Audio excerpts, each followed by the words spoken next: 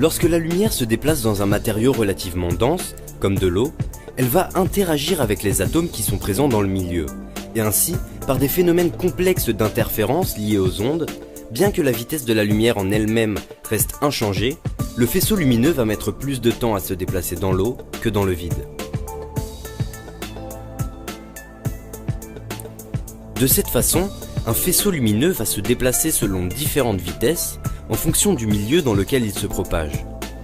Dans l'air, par exemple, la lumière va se propager plus rapidement que dans l'eau. Imaginons maintenant que l'on envoie un faisceau lumineux dans un récipient contenant de l'eau. Au départ, le faisceau lumineux se propage dans l'air, avec une vitesse plutôt élevée. Cependant, au moment où il franchit la séparation entre les deux milieux, le faisceau va ralentir, car il se propage maintenant dans l'eau. Envoyons maintenant ce même faisceau lumineux, mais cette fois-ci selon une direction oblique. Au départ, le faisceau lumineux se propageant dans l'air va continuer à la même vitesse et dans la même direction.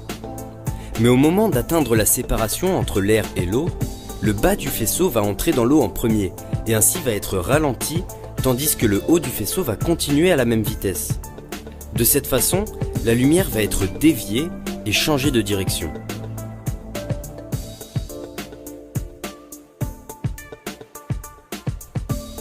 C'est ce phénomène de déviation de la lumière quand elle passe d'un milieu à un autre qu'on appelle réfraction.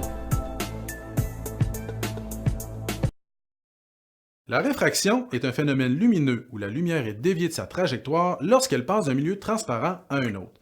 Cette déviation s'explique par un changement de vitesse de la lumière car elle varie en fonction du milieu dans lequel elle se propage. Par exemple, la vitesse de la lumière est plus grande dans l'air que dans l'eau. On dit alors que ces deux milieux transparents ont un indice de réfraction différent. Pour calculer l'indice de réfraction dans un milieu, on doit faire le rapport entre la vitesse de la lumière dans le vide et celle de la vitesse de la lumière dans ce milieu.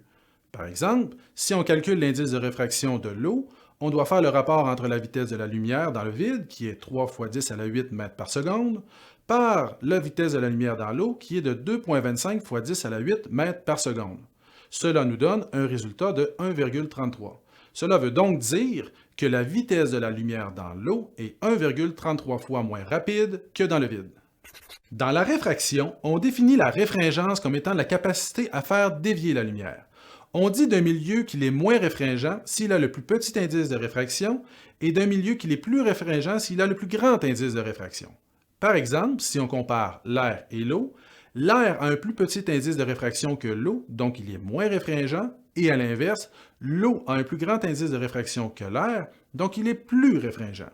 Si le rayon lumineux passe d'un milieu moins réfringent vers un milieu plus réfringent, la lumière sera déviée vers la normale.